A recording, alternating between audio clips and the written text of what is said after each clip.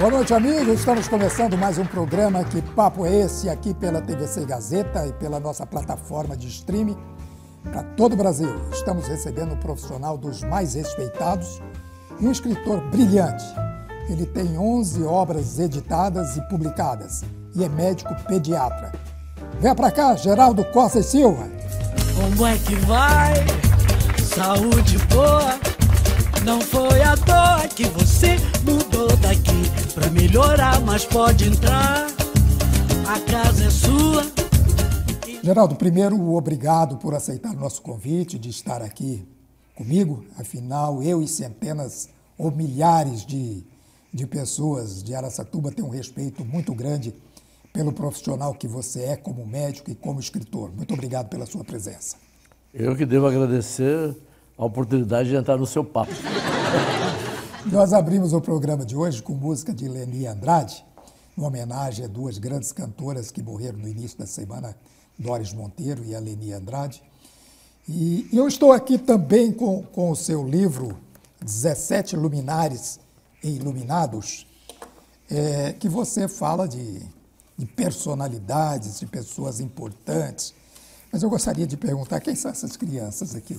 São seus netos? São meus últimos netos. Os últimos netos. Um casalzinho de gêmeos que nasceram prematuros. Oh, que maravilha.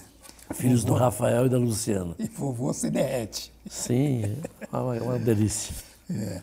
E eu gostaria que você falasse inicialmente esse é o último livro seu. Sim, tem um que vai para o Prelo mês que vem. E aqui tem um prefácio do Lorico, né? Isso. Que é o Dr. Lorival. Ele foi um grande incentivador seu. É um grande amigo, uma amizade que durou 62 anos e ele nos abandonou agora, né? Sim. O Lorico faleceu em março, mas é uma pessoa formidável que ajudou muito a embalar minha vida, porque é uma amizade, uma irmandade. Nós conversávamos todos os dias, uma pessoa de uma cultura imensa e um ser humano especial. Eu gostaria, antes de falar com o escritor, eu queria saber um pouco do médico. O senhor é formado em Ribeirão Preto. Em Ribeirão Preto, o senhor é pediatra. Pediatra. Foi um dos primeiros a chegar em Araçatuba. Isso foi quando? Nós chegamos em Araçatuba no começo de 1971, em março. 71. São 52 anos, 4 meses e 5 dias hoje.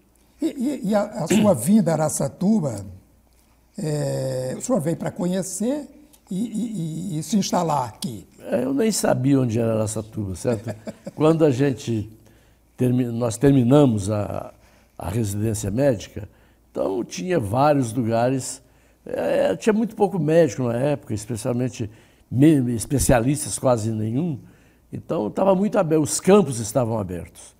E eu tinha opção de Rio Preto, de Bauru, de Santos, Uberlândia, a própria Ribeirão Preto, São José do Rio Preto.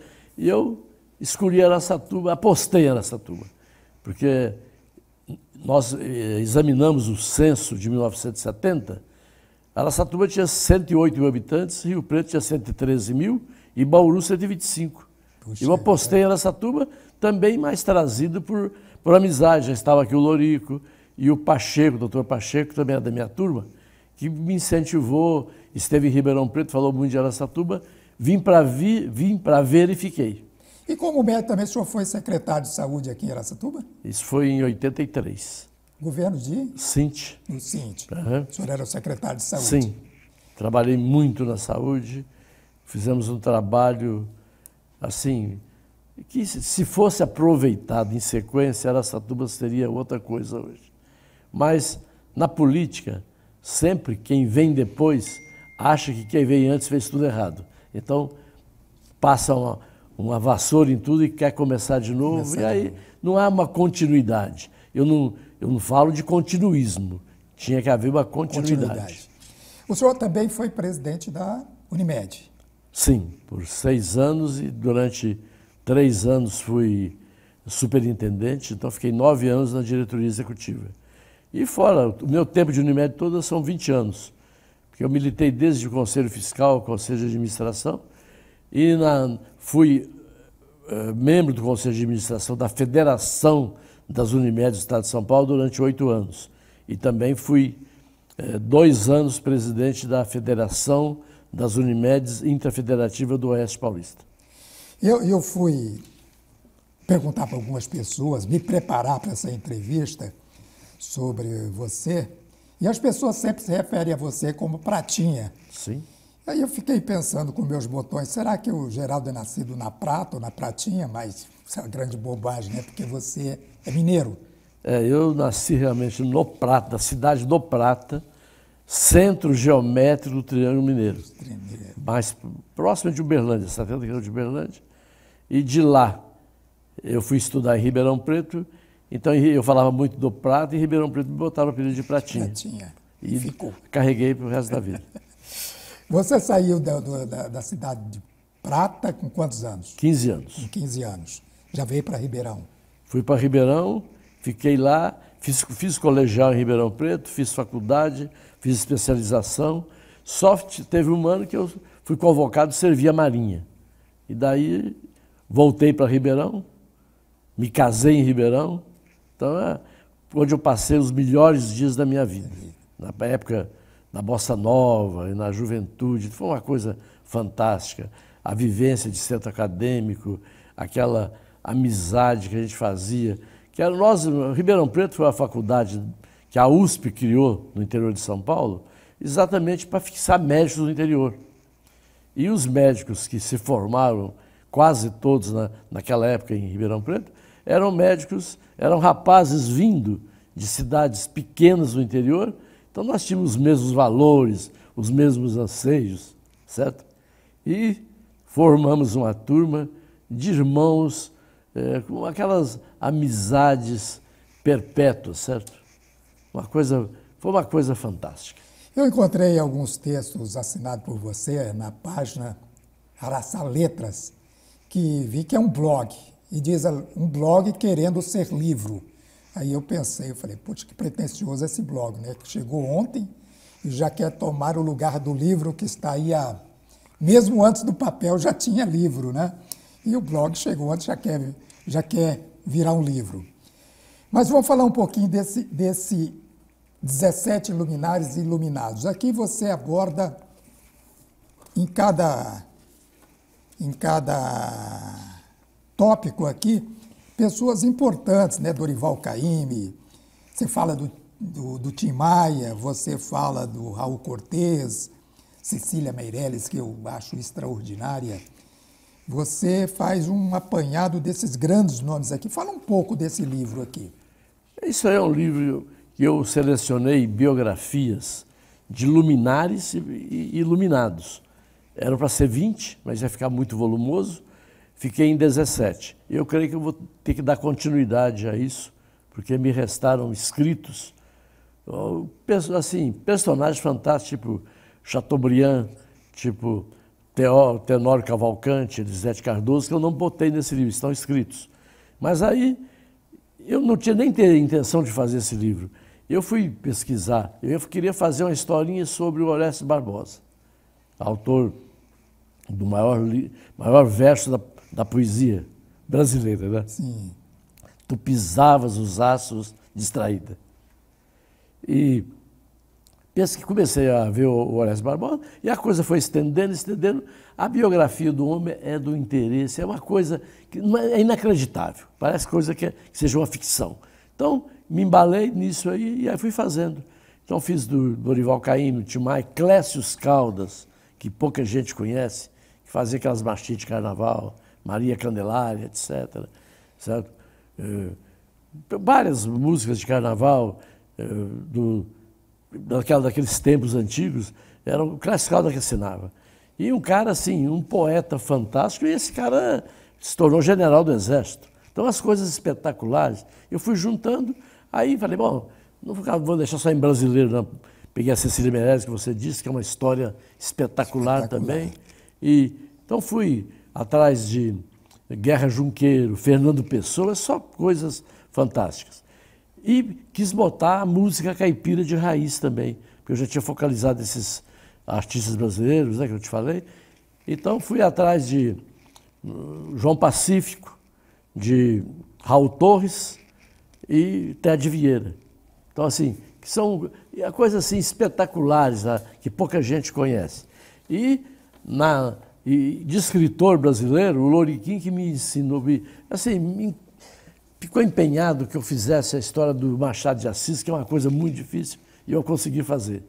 Então, focalizei o Machado de Assis, focalizei o Charles Chaplin, que era também uma história fora do comum, o Thomas Alva Edison, o Gandhi, o Balzac, que é o maior escritor de todos os tempos.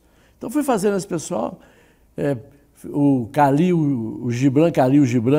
Então, fui juntando esse pessoal. Então, para mim, foi uma delícia, me deu um trabalho fora do comum. Eu gastei 2 anos fazendo isso. E tem material para um próximo. Tem material. Que bom, que bom. E você fala assim de alguns compositores, alguns cantores do sertanejo raiz. Qual tipo de música que você gosta? Eu sou pela definição do Tião Carreiro, né?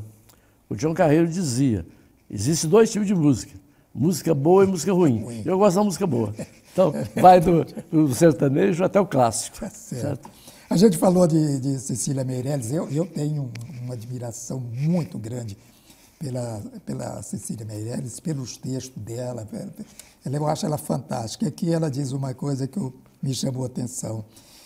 Falando bailarina, ela diz, nem conhece nem dó, nem ré, mas sabe ficar na ponta do pé. É maravilhoso, né? A dizer as coisas poeticamente é fantástico, né? Exatamente. Você é médico pediatra, dos mais conceituados. Você já tinha esse gosto pela literatura em sua vida acadêmica? Eu sempre li muito, certo? Então, e na crônica que eu comecei, o primeiro livro de crônicas que eu li foi Aiditi Copacabana, do Rubem Braga. E aí enveredei por Paulo Mendes Campos, Fernando Sabino, comecei assim, mas nunca tive a mínima pretensão de fazer um livro, nunca na minha vida.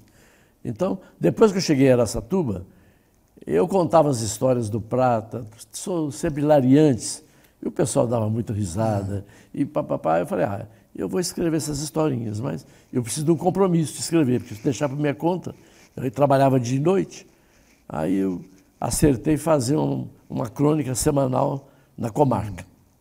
Comecei, mas pensei em fazer umas 20 histórias hilariantes, mas fui fazendo e o pessoal me ligava e papapá, então fui caindo no gosto e fui escrevendo. Então, todo negócio é igual comer e coçar, é só começar, né? Então, eu comecei com isso aí e não tive vontade de parar, porque eu não me considero escritor, absolutamente. Escritor é Machado de Assis, é Jorge Amado, é Raquel de Queiroz. Eu faço isso aí como meu lazer. E o dia que eu não faço, eu sinto falta. Beleza. Certo? Que bom para nós, né? E você já tem 15 livros 15 escritos. Livros. Muito bem. Você teve uma passagem também muito interessante nos anos 70 pelo comando da Associação Esportiva Araçatuba. Que paixão é essa também pelo futebol? Eu sempre fui apaixonado pelo futebol. E é uma coisa incrível como essas coisas são inatas. Meu pai nunca viu um jogo de futebol. Quer dizer, na minha família ninguém jogava futebol. Do lado da minha mãe ninguém nunca viu futebol. E eu desde moleque, rapaz, quando eu nasci na roça, e fui criado até os 9 anos na roça, e meu pai, quando eu cheguei aos 7 anos, meu pai organizou. Meu pai era um professor itinerante e depois virou inspetor municipal, depois estadual. Mas meu pai, na roça, ele fez um mutirão para fazer uma escolinha. Que a minha tia tinha terminado o curso no colégio interno de Freiras, que meu pai, eles eram todos órfãos, meu pai colocou ela na escola em Campina Verde. Então ela tinha terminado e meu pai fez uma escolinha para ela ser a professora. Então foi uma escola em terra, em chão batido, pau a pique, cobertura de folha de buriti. Então nós fincava as carteirinhas da gente ali, tá? E a minha tia ensinou para a gente tudo que ela sabia. Eu terminei, eu fiz menos de 3 anos na roça, eu sabia fazer raiz quadrada, regra de 3, que ela passou tudo para a gente. E o nosso livro de leitura era a história sagrada, baseado no Velho Testamento. Então, eu aprendi a ler no Velho Testamento. Que maravilha. Certo? E aí, lá na roça, eu liderei a meninada para a gente fazer um campinho de futebol para jogar. E não tinha bola. Quando chegava a bola de borracha, logo furava, tinha muito espinho na vizinhança ali. Certo? Era perto de uma tapera. E a gente jogava futebol com ginipapo. A nossa bola era ginipapo. Cortava, tirava o ginipapo, a palavra tá ali e a bola nossa. De vez em quando, mulher descalça, a mulher dava um chute, aquele semente de ginipapo. Então, comecei assim. E depois... você é torcedor de que clube? O meu primeiro clube foi o Vasco da Gama. Porque naquela época os mineiros torciam para os times do Rio. E era Vasco, o Vasco ganhava tudo. Eu comecei a torcer para o Vasco em 1949. Né? E depois que eu vim para São Paulo, antes de vir para São Paulo, já passei a torcer para São Paulo, Cruzeiro em Minas Gerais e quando fui para Ribeirão Preto, Botafogo. E está torcendo para São Paulo até hoje. Sim. E quando chegamos em Araçatuba, eu ia... Bom, em Ribeirão, eu joguei bola para danar e coisa e tal, e ia no estádio do Botafogo, do comercial. Eu joguei razoavelmente. E ia para o estádio e jogava em alguns times que me chamavam para jogar e coisa e tal. E quando eu vim para Ribeirão, para Araçatuba, eu ia para Ribeirão para ver jogo do Botafogo. E para namorar também, que eu não estava casado ainda. E quando aqui em Araçatuba, eu fui ver um dia um treino do Araçatuba, Araçatuba Futebol Clube. E o Aimoré me viu lá no Alambrado e veio conversar comigo. Pô, você não é daqui, papapá. E já me chamou. Logo terminou o Araçatuba, fez o Temaia. E o Temaia foi dizer, eu comecei a ajudar a diretoria do Temaia. Junto com o Zé Pedro Souto Aires, o César Bombarda, tinha o Jovino Cadamuro, tinha o Luizão, certo? O De Grossi. Então, nós começamos a tocar o Temaia. E, de repente, o Temaia foi extinto. Decidiram a diretoria do frigorífico se extinguir e os jogadores, que já eram profissionais nessa época, entregaram os atestados liberatórios ao Aimoré, na casa dele. E o Aimoré me chamou e falou, tô com isso aqui que eu faço. Vamos fundar um time, essa base aí. Fundamos a AIA. E aí fundou a AIA. E você teve um sucesso, né? Nós trabalhamos direitinho. E a AIA foi fundada no dia 15 de dezembro de 72. No dia 15 de dezembro de 73, era campeã paulista. Ela foi campeã paulista. Muito bem. Eu queria falar com você também sobre um bar que tinha em Araçatuba, chamado Armec, onde era frequentado por vários políticos, empresários, esportistas. E era um ponto de encontro, o Armec. E ele foi tão importante que virou time de futebol. O que tinha de tão importante o Armec, hein? O Armec, ali imperava mais a gozação, certo? E era frequentado por esse pessoal que você diz, políticos, médicos, advogados, engenheiros, professores, ali era muito ecumênico, certo? E rolava aquele papo. No começo tinha uma mesa de carteado, jogava um baralhinho lá e coisa e tal. Depois a coisa foi crescendo, botaram as mesas na calçada. Certo? Tudo que vinha em Araçatuba se levava no Armec. O Altemar Dutra foi levado ao Armec, artistas de televisão, todo mundo foi levado no Armec. E aquilo virou uma irmandade. E aí resolveram fazer um time de futebol, porque tinha muitos ex-jogadores. Tinha o Gomes, por exemplo, frequentava o Armec. O Gomes jogou aqui no Araçatuba, naquela época. O Gomes tinha o Nelinho, tinha um monte de jogadores. O da Véia, um monte de gente frequentava. Aí começaram fizeram um time de futebol na gozação. E o primeiro jogo foi contra o time do bar da João Fumaça. João Fumaça, que tem inclusive um fato interessante, nós vamos falar sobre isso no próximo bloco, mas o Armec, essa abreviatura era Associação Recanto Meu Cantinho, era isso? Recanto Meu Cantinho. Recanto Meu Cantinho. Ficava ali na Bernardino de Campos, esquina com a Oscar Rodrigues Alves. Exatamente, ali encostado naquele colégio que tem ali no... Eu tinha um amigo que frequentava muito lá, por isso que eu sei alguma coisa do Armec. Mas vamos fazer um intervalo comercial e nós voltamos daqui a pouco falando sobre literatura, sobre esporte, enfim. Vamos conversar muito com o Geraldo aqui, porque ele tem muita coisa interessante para nos contar. A gente volta daqui a pouco.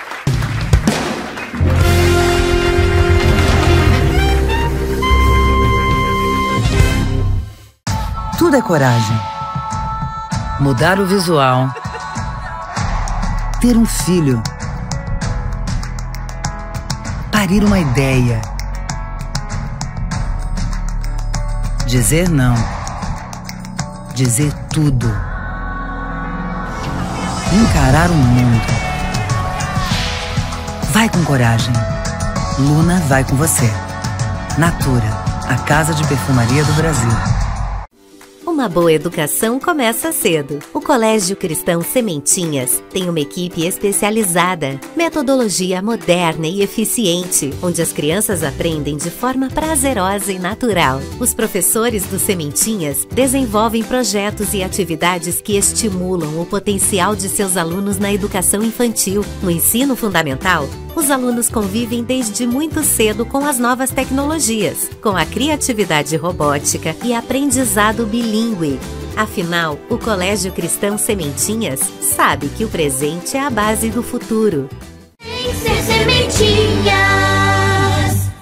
Sabe aqueles momentos especiais na vida das pessoas que amamos? Aqueles em que os gestos de amor e de carinho dizem mais do que 1000 palavras. Por isso, surpreenda sempre com bom gosto, elegância e requinte. Surpreenda com LC Realce Semijoias, que está há 25 anos no mercado brasileiro produzindo uma extensa e completa linha de produtos de forma ecologicamente correta e sustentável, sem causar nenhum impacto à natureza. A LC Realce Semijoias se orgulha de produzir e comercializar peças únicas em beleza e qualidade. Os melhores preços e garantia de entrega em todo o Brasil.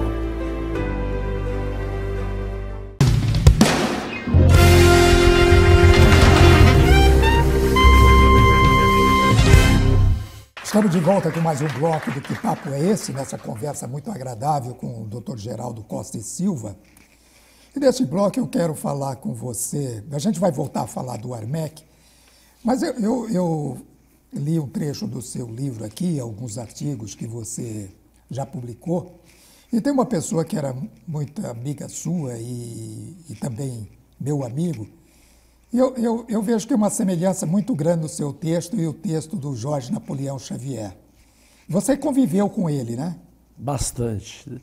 Desde que cheguei a Araçatuba, conheci o Napo e no fim nós tivemos uma irmandade intelectual, porque conversávamos umas 2 vezes por semana, no mínimo, por telefone, às vezes pessoalmente, mas no mínimo 40, 50 minutos, porque o Napo tinha muita verve e tinha uma bagagem cultural muito selecionada, que nós fazíamos a simbiose. Então, coisas interessantes que eu aprendia, passava para ele, me passava.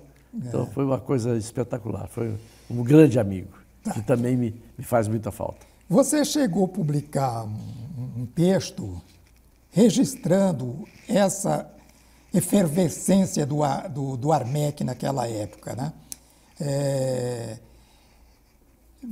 Virou um time de futebol, nós já falamos sobre isso, que a importância dele foi tão grande que virou um time de futebol. Mas teve um fato importante que você já citou aí, que foi uma partida reunindo o time do Armec e o time do bar do João Fumaça. E naquele jogo, o time do bar do João Fumaça venceu o Armec por 11-0. Foi uma goleada histórica. E no dia seguinte, os amigos, aborrecidos com essa goleada, fizeram uma faixa grande, com letras enormes, e botaram em frente ao bar do Armec, dizendo o seguinte: o povo está solidário com o Armec após a covardia do bar do João Fumaça. Fala um pouco para a gente sobre isso. Esse jogo eu não ouvi, não o assisti, mas aconteceu que o João Fumaça reuniu aí os melhores jogadores da cidade para jogar contra o time do Armec, que foi lá dos bebuns do Armec que foi jogar. Então, houve essa humilhação e foi solicitada a revanche, que foi no Estado Municipal, com a presença da banda municipal, do prefeito municipal. Então, foi um cerimonial espetacular.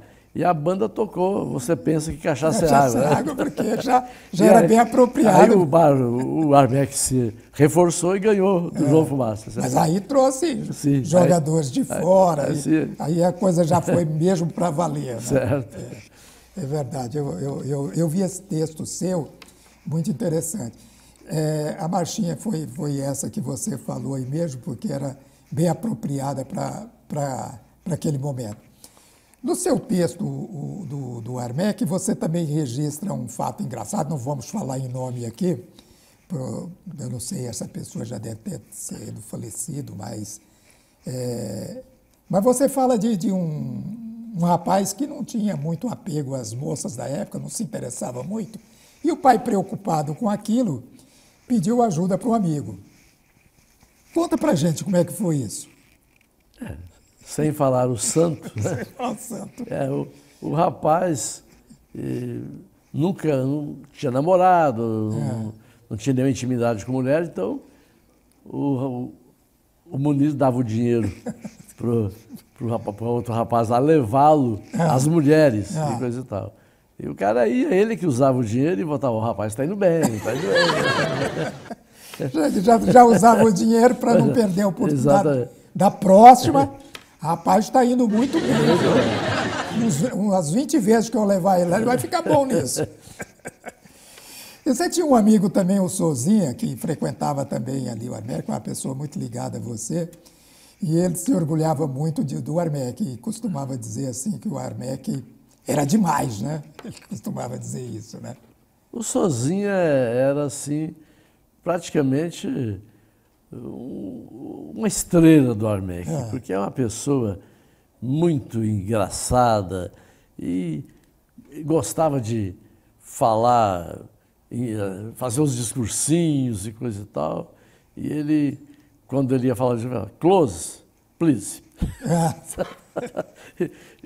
Mas era assim, uma pessoa, foi presidente do Armec, que lá virou assim uma coisa, tinha política dentro do Armec, certo? E aquela irmandade toda, e a cachaceirada se esbaldando. Você escreveu também sobre o Bola 7, você conhece muito bem a história do Bola 7, né? O Jardim Nova York foi idealizado pelo Elísio Gomes de Carvalho, isso em 1952, né? Foi isso? 52. 52. E você registrou num artigo essa história do Bola 7. Eu não estava aqui, naturalmente, tudo isso aí foi pesquisado. Quem me contou a história do Bola 7 e do Armec também, esse pessoal, o Moretti, o próprio Sozinha, o Pazé, uma turma grande de pessoas. E o Napo me contava muito do Bola 7, o Arlindo Correia, e assim, o pessoal foi me contando. Então, a história, quando foi aberto o loteamento, aí fizeram lá um tipo de uma cantininha, fizeram um botequinho ali para atender o pessoal que vinha comprar terreno. Tinha uma água, uma cervejinha, um refrigerante, coisa e tal. E uma turma da cidade começou a frequentar lá à tarde. E lá que nasceu o cupim casqueirado, que essa turma mudou para o Brasil inteiro. O gerente do frigorífico Temaia levou lá um dia uns cupins, que aquilo era usado para fazer sabão, aquela gordura toda, e a mulher do Zé Padre, que era o concessionário do botequinho, falou, eu vou mexer. Começou a assar lá, deu uma casqueiradinha, foi servindo, e criou o cupim casqueirado ali, naquele lugar. E agradou as pessoas, né? Porque é bom mesmo. O Brasil todo hoje. O cupim realmente não é uma carne para ser cozida, né? Sim. Fica dura e vira uma borracha, mas ele casqueirado é muito gostoso. Mas o Bola 7, na verdade, naquela época era chamado, não era Bola 7, tinha uma cantina do Nova York, né? Foi onde começou. Depois, aí passou para depois Bola 7. Né? Quando o Amaral pegou, né? O Amaral pegou. Muito bem, nós vamos fazer mais um intervalinho comercial e nós voltamos aqui com Geraldo Costa e Silva. Até já.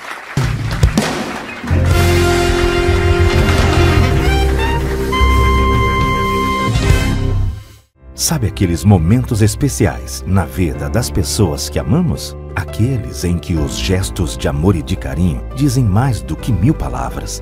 Por isso, surpreenda sempre com bom gosto, elegância e requinte.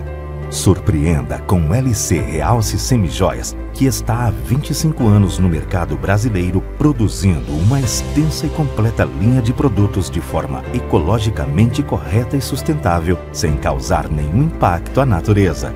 A LC Realce Semijoias se orgulha de produzir e comercializar peças únicas em beleza e qualidade. Os melhores preços e garantia de entrega em todo o Brasil. Ser aluno judaico e severiano tem inúmeras vantagens e eu vou te mostrar 5 delas. Princípios que eu vou levar para a minha vida toda. Todo o suporte dos professores em um ambiente de muito amor. Materiais didáticos que falam a nossa língua, além de realidade aumentada e plataformas digitais. Projeto de vida com orientação e tutoria, mais teste vocacional personalizado. Novo ensino médio com disciplinas que me preparam para ser o que eu quiser. Aê! Vem voar mais alto, vem pro nosso mundo.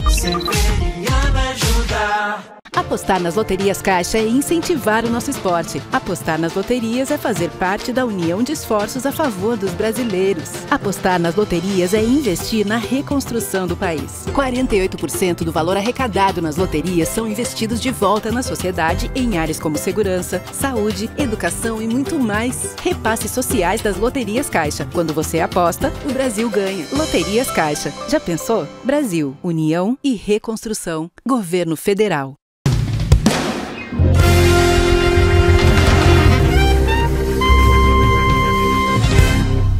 Muito bem, amigos, estamos de volta com Que Papo é Esse? Nessa conversa muito agradável e gostosa aqui com o Dr. Geraldo, falando de coisas do passado e os registros que ele fez dessas histórias em Araçatuba. Tem uma frase que eu acho muito interessante, alguém lhe falou isso: biriteiro é como saúva, só corta longe de casa. Quem falava isso foi o pai do Dr. Renato Monteiro. Ele dizia isso? Sim. Ele se referia a quê, certamente? O cachaceiro nunca quer beber perto de casa, vai ser um pouquinho mais longe. Só vai no outro barzinho. Não quer ficar ali perto de casa. Isso eu coloquei no outro livro lá que eu conto, que eu fiz um capítulo só de histórias de boteco. Histórias de boteco. O Bola 7 foi um ponto muito festivo de muitos casamentos, né? O primeiro deles foi da Lúcia e o Arlindo Correia Leite. O Arlindo, inclusive, nós trabalhamos juntos, é um grande amigo. Depois vieram muitos outros, né? Muita gente fez festa de casamento no Bola 7. O Bola 7 era tudo, né? Você falava, te encontro no Bola. Virou um bordão, né? Virou um bordão. Quando eu cheguei em Araçatuba, minha primeira refeição foi no Bola 7. E todo o tempo de solteiro que eu fiquei, eu comia lá todo sábado à noite. Então, fui fazendo amizades no Bola 7 também, certo? E nos áureos tempos da Meire, né? Que aí eu já estava casado há muito tempo, coisa e tal. Eu e a Cacilda chegava lá no Bola 7. A Meire tocava uma música para as pessoas que ela conhecia, que gostava, né? Então, para mim, ela tocava o Nunca, do Piscino Rodrigues. Maravilhosa.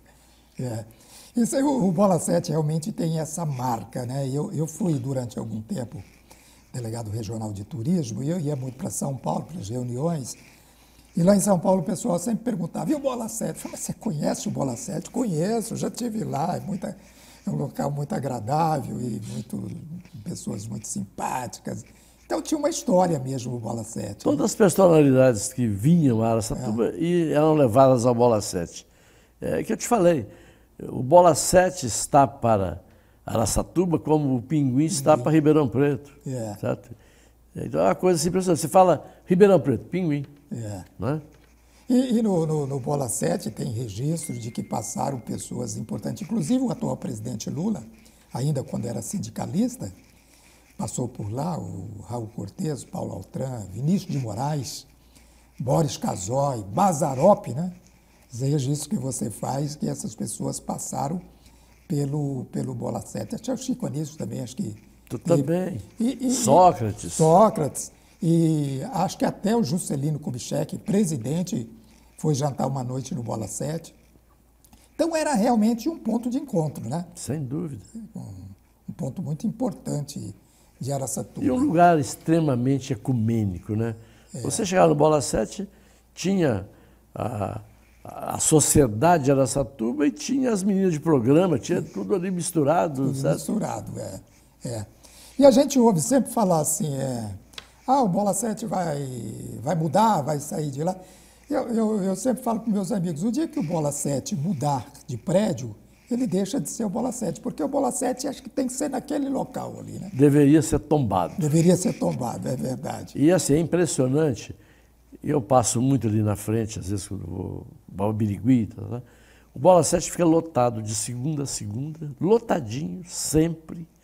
E você entrar lá todos os dias, não são as mesmas pessoas. Não são as mesmas pessoas, Tá? Você não é toda vez que você vai, não sei esse aqui. Esse aqui eu nunca vi aqui. É verdade.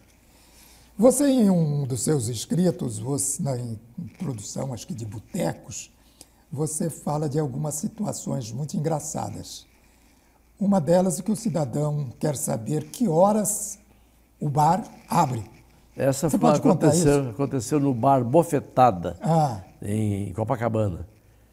O dono do bar, em casa, 5 horas da manhã, recebeu um telefonema. Que hora que vai abrir o bar? Falou, meu senhor, pelo amor de Deus, tem bar aí que não fecha nunca. Você pode ir em qualquer um. Lá tem horário. Falou, não, eu estou ligando, não é para isso. Eu quero sair daqui. Eu estava bêbado e fui ao banheiro, sentei lá no vaso e quando eu acordei, todo mundo foi embora, tinha fechado o bar, eu estou preso aqui. A saída era essa, que hora que vai abrir o bar, que eu quero sair daqui. Uma outra definição que você faz é de um cidadão que fala de mesada, ele define mesada. Define pra gente aí como é que é. Não, isso é no Pinguim. No Pinguim. No Pinguim, no mitório do Pinguim, você tomando chopp, você ia lá desaguar, estava bem escrito, bem na frente, assim, mesada é igual menstruação. Vem uma vez por mês e acaba em 4 dias. Era estudantado que frequentava, né?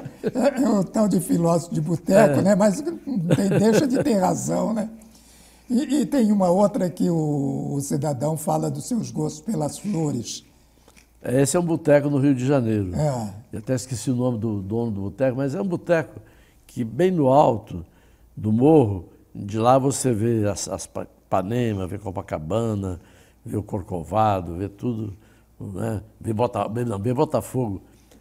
E está escrito assim, tem um cartaz grande. Eu gosto muito das rosas, mas prefiro as trepadeiras. Já foi bem objetivo, né? Tá certo. E tem uma história que essa aí você também registra isso, de uma doação que o Tancredo Neves fez para uma entidade, e foi bem interessante. Não foi bem o Tancredo, eu tenho que corrigir isso. Não foi. Foi o José Maria Alckmin. O Alckmin. Não, o Alckmin. Não, o José Maria Alckmin, político mineiro, raposa da política mineira. O Alckmin tinha uma fama de ser muito muquirana. Então, um dia apareceram umas freiras pedindo doações para o orfanato e coisa e tal. Vai lá com o Alckmin gosta de ajudar essas coisas e coisa e tal. E as freiras chegaram, pois não, senta. Aí fala, toma aqui a população, ele pegou o talão de cheque, preencheu e entregou para a freira. Daí, uns 3 dias, ela voltou e falou, eu não consegui descontar o cheque porque o senhor não assinou. Ele falou, minha filha, eu sigo a Bíblia. Quando a gente faz uma caridade, ele não deve aparecer. Não quero aparecer em nada. É certo. Foi uma boa saída, né? Você me falou também de uma reunião que você teve com o empresário Chaim Zaher, que queria recriar a Associação Esportiva Araçatuba-Raia. E por que não deu certo? O Chaim realmente ele tem muito interesse em Araçatuba, ele tem muito amor pela cidade. o sonho dele é ser prefeito aqui algum dia. E realmente ele esteve aqui. Na época era sigiloso, porque ele queria dar uma levantada na área. Trouxe até um genro dele, que seria a pessoa que... Mas o projeto não foi adiante pelo tamanho da dívida que a AIA tem. Tem uma dívida grande. Então, né? assim, para o nosso meio aqui é quase impagável. E Então, você acha que o Araçatuba está condenado a desaparecer mesmo? Ou em algum momento pode aparecer alguém aí? não, futebol hoje é negócio. Você vê, Rio Preto não tem futebol mais. Futebol. Um baita Mirassol estádio. Mirassol tem, Novo Horizonte tem, mas empresários que tocam. Né? Então, Rio Preto, que tem o maior estádio do interior, que é do América, é um estádio particular. O América não existe mais, está igual a AIA. Tá, né? Se for disputar hoje, disputa a 4ª divisão do Paulista. Sorocaba, o São Bento sobe, desce, está lá. Então, as cidades grandes, Bauru, Noroeste está na 2ª divisão, e às vezes está na 3ª. Então, tem muitas cidades aí que... Jaú desceu e está sumindo, Guaratinguetá. Então, o futebol está crescendo, existindo onde tem empresário. É dinheiro. Tombense, que é uma cidade... Tombos é uma cidade desse tamanhozinho. Tem um Tombense disputando o campeonato da 2ª divisão do brasileiro. Empresários botando dinheiro. Então, o futebol, de uma maneira geral, ficou muito caro, né? É caro hoje para você tocar um time com bons jogadores, com estrutura, fica caro. Muito caro, mas muito caro. E não tem jeito de você não fazer se não tiver... E os times pequenos não têm onde buscar dinheiro. Tem onde buscar. Porque não tem patrocínio, não tem televisão. Hoje o dinheiro vem da televisão, do patrocínio na camisa. A renda é... Antigamente, todos os clubes viviam só de renda. Então, a renda hoje está lá em 3º, 4º lugar. Você vê, o Palmeiras se alavancou, está numa posição boa hoje no futebol brasileiro, depois que uma empresária assumiu, a Leila assumiu, que tem uma grande empresa por trás, né?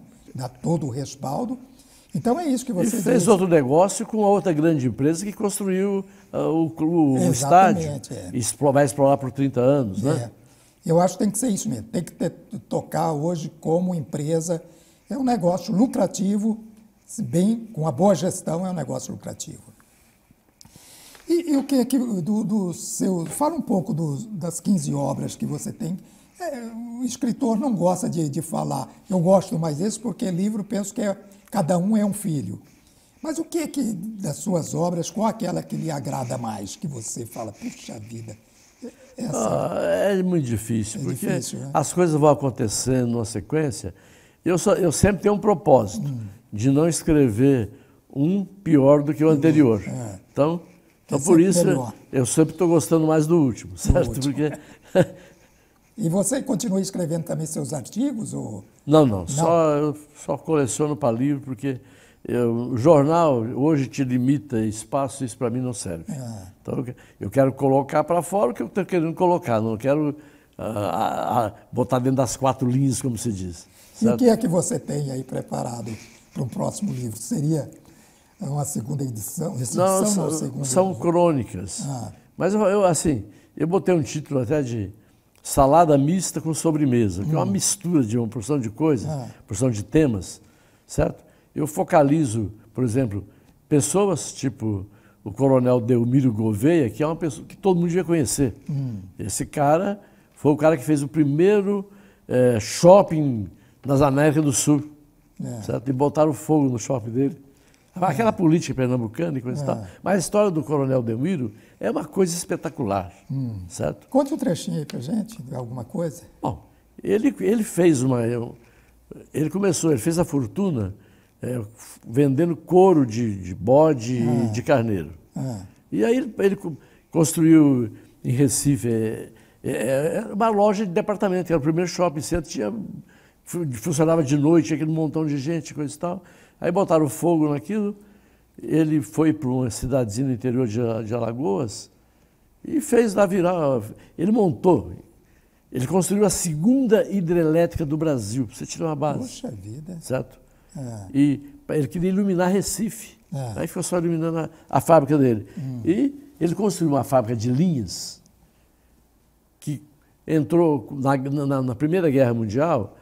A América Latina toda comprava a linha corrente, que era fabricada na Inglaterra. Sim. Então os navios não podiam atravessar, ele montou uma fábrica de linha, ele começou assim, tinha 20, fazia não sei quantos mil carretéis por dia, vendendo para a América Latina todinha, linha de costura, certo?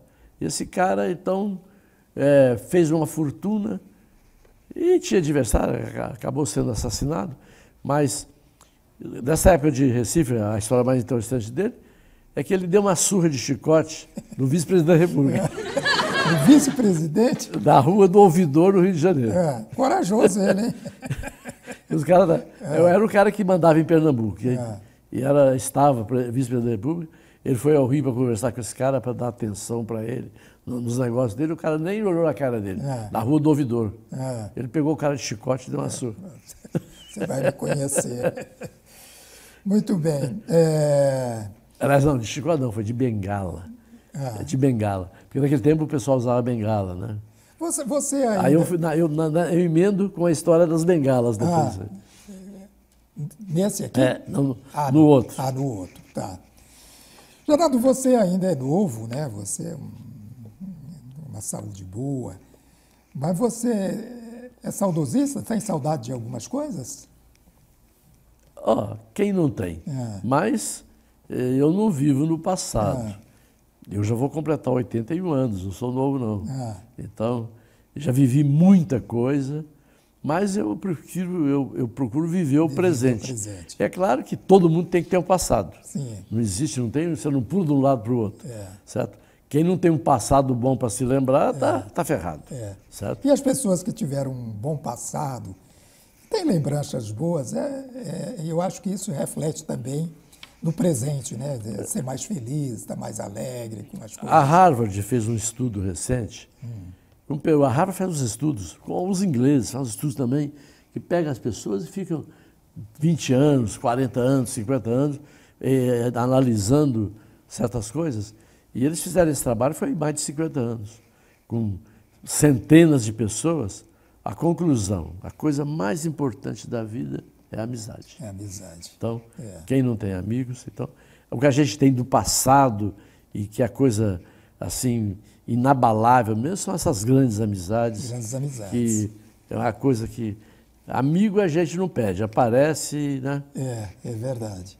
E é bom, né? A gente ter amigos, ter admiração dos amigos, admirar os amigos, isso eu acho que é uma coisa que não tem preço. E o ruim de quem vai ficando velho é que vai perdendo os amigos. Vai perdendo, né?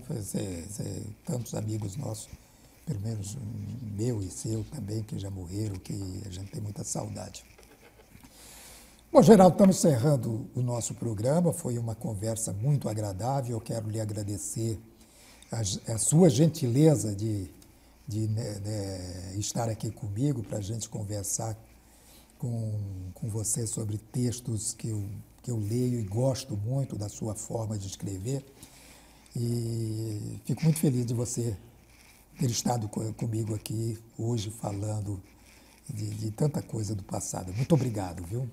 Eu agradeço a oportunidade e você é uma pessoa que tem história em Araçatuba, né? Então você tem toda a facilidade de buscar as coisas que acontecem positivamente em Araçatuba, conhece tudo e desejo mais sucesso para o seu programa. Eu conversei com o Geraldo, eu falei, eu quero conversar um pouco antes do programa com você, e marcamos lá para tomar um café na padaria Bandeirantes, e realmente foi uma manhã maravilhosa. Quero te agradecer pela manhã que você me proporcionou naquela nossa conversa ali. Muito obrigado, viu? E quero agradecer também a você, amigo telespectador, por estar mais uma vez nos acompanhando aqui no Que Papo é Esse? E nós vamos terminar o nosso programa de hoje com música de Doris Monteiro, que foi, sem dúvida, com Leni Andrade, duas extraordinárias cantoras brasileiras que têm coisas maravilhosas. E nós vamos terminar, então, com a música da Doris Monteiro. Um grande abraço para todos, tenham todos um bom final de semana. Muito obrigado. Mudando de conversa, onde foi que ficou aquela velha amizade? Aquele papo furado todo fim de noite num bar do Leblon. tanto chope gelado, confissões à beça. Meu Deus, quem diria que isso ia se acabar e acabava em samba, que é a melhor maneira de se conversar. Mudando de conversa, onde foi que ficou